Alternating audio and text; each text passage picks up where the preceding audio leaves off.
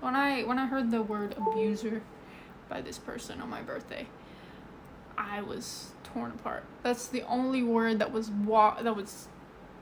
going through my head all day. And like I was pushing my girlfriend away because I was like, I don't deserve this happiness. I don't deserve anything good. So I just kind of like isolated myself. I didn't talk to really anybody, not even my girlfriend. Like I was just like, I don't deserve this happiness. And I'm not victimizing myself because I deserve the negativity, the hate that this person is giving me, and whatever. I deserve it, and I'm not ever gonna sit here and victimize myself because I did that. I mentally abused this person to the point where they see me as their abuser, and it hurts, and I hate it, but like I can't do anything to fix it. So I thought checking up on this person every 4 months was gonna heal my pain, my guilt, the sadness that I had with it, but obviously it was the wrong move, and I'm not gonna do it again. And just like I wish that this person could see who I was today and would take my apology. And I know they might have triggers with them too because of what I did, but it kills me to know that this person that I cared about and I loved calls me their abuser. Like, and it's just like I can't like sit here and be happy with myself and allow all this positivity into my heart right now, because it's just like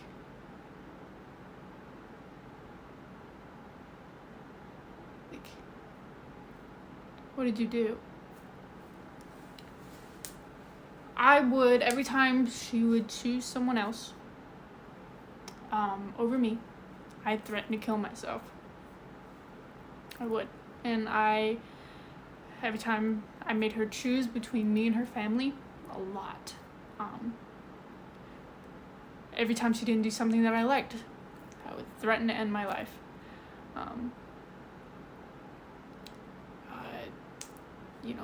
I all the love I wasn't getting from anybody else, because this was the start of me being homeless, I expected from her. I did a lot. It's a long time ago. It's hard to remember every single thing that I did. But I scared her a lot, and I caused her a lot of trauma. No, we're not talking about Piper. This is somebody from way past, before I even started TikTok. This was the beginning of me being homeless, like 5 years ago.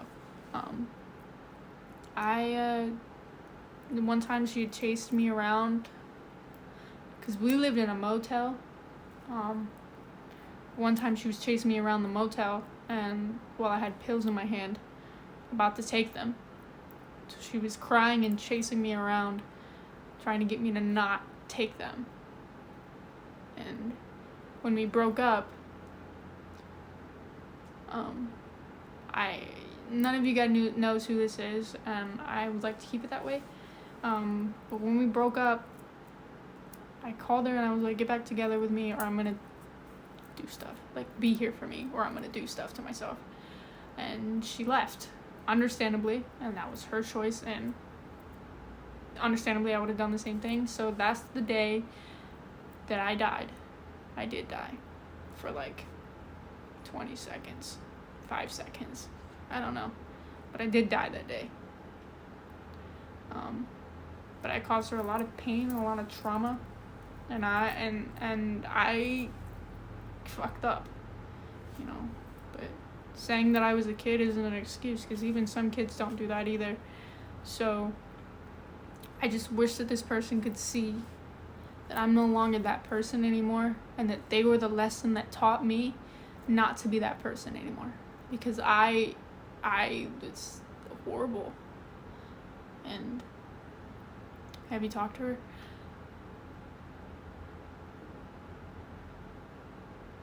Two days ago. Changed, because with that much trauma I've caused, it's understandable that this person can't forgive me. And that's okay.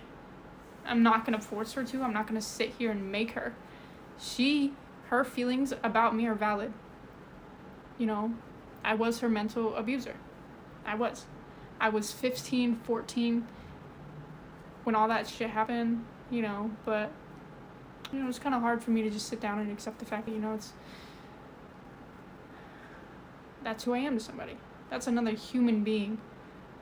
That's a living human being that's going to live the rest of their life with that pain and that guilt that I caused them, you know? So, guys, being young doesn't excuse it. It doesn't. No. Because I know some young people that would never do that to another person, and I did that. So, no. This is not about Nika. This is about somebody from years ago when I was like 14 or 15. But yeah, being young, it's not an excuse. I knew what I was doing. I thought that it was okay.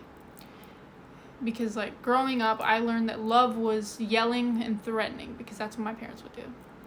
I had to learn what love was through TV shows, movies, like, so when people are like, oh my god, you're such a simp, oh my god, you're cringy. No, I just learned what love was through TV shows. Back then, I knew what love to be was threatening and arguing and, you know, blah, blah, blah. So, you have no excuses. None. No excuses at all. I did that. I fucked up. I fucked her up.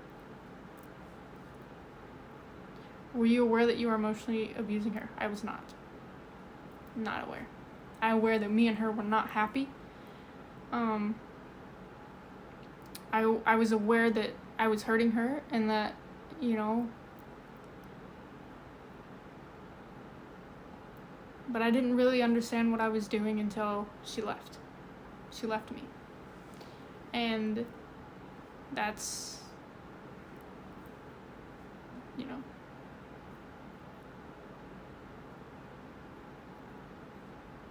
yeah, I'm taken.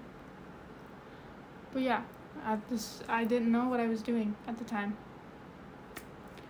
And I didn't know that she was happy and she was hurt by me. But parents' actions influence their child. There's a lot more than they think. They do influence that, yes. But I can't excuse anything. You know, 14, 15-year-old me still did that. I still did it. It's my fault, my decision, and can you make a difference? I'm trying. Trying my best to make a difference. I'm trying to be a bigger person and sit down and, like, you know, I think it's really important for a lot of people to be like, I made a mistake. I did this. But, you know, I think that it's really, really, really important for people to do that. It's okay that you did something bad in the past. I'm not excusing murder, trigger warning, rape, physical abuse. I'm not excusing that. If you did that, you need to get some real help. Like, that is horrible. You need to be locked up or something. Like, but like, hi Sydney.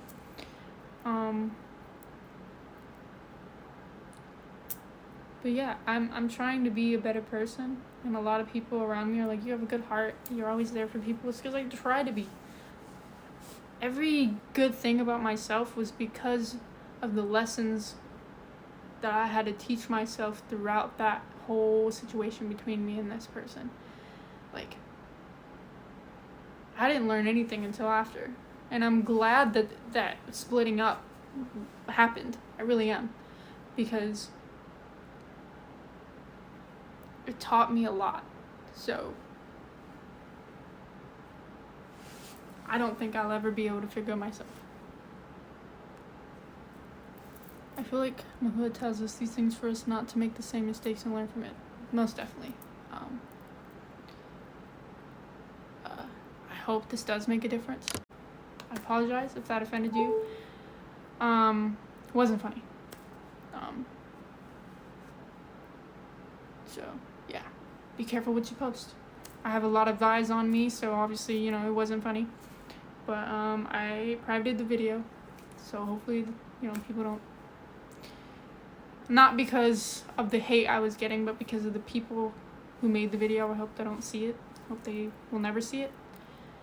But how would that offend people? Because some people can't choose how their house looks like. They don't have enough money to make to get cleaning supplies, so you know, you can make a difference with your heart. That's what I'm trying to do. How do you know if you're being mentally abused? If they don't change their act when you say that something that they did or said hurt you. If they make false apologies, false claims that they're gonna change, if they say, I'm sorry, it won't happen again, but then continue to do it, if they threaten to end their life when you try to leave, if they're really controlling, making you choose between you and them, or making sure you don't have any friends and you only have them, all that stuff, that's mental abuse. And I hope to spread awareness with mental abuse, because I did that and I know it hurt people, because I got mentally abused as well too after that. Is it mental abuse when parents body shame me? Yes, you are not too sensitive. It is mental abuse. I have been body shamed in front of the whole school before. It's not a good thing. So push forward, and you know, that is mental abuse, and that's fucked up.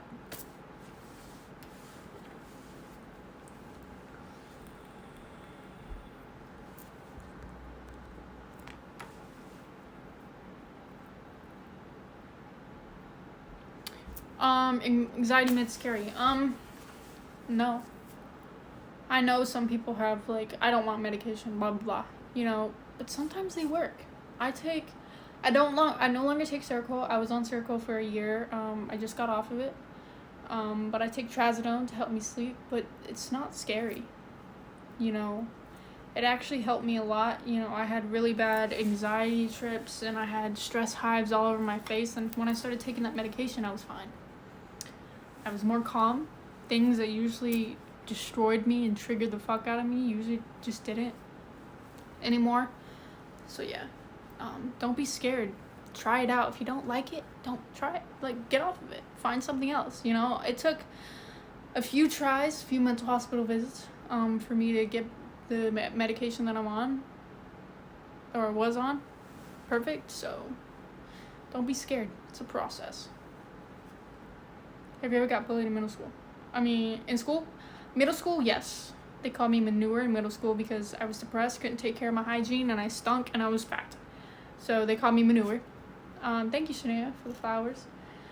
And in high school, I got bullied because of the girls I dated spreaded rumors about me that were false. I had a girl spread rumors about me that I raped her. So I got called a rapist at school. Ask anyone that I've had intercourse with, I always ask for consent. Always. Even if it's a one night stand, I always ask for consent. Always. What do I do if I'm mentally abusive? First step is admitting that you are.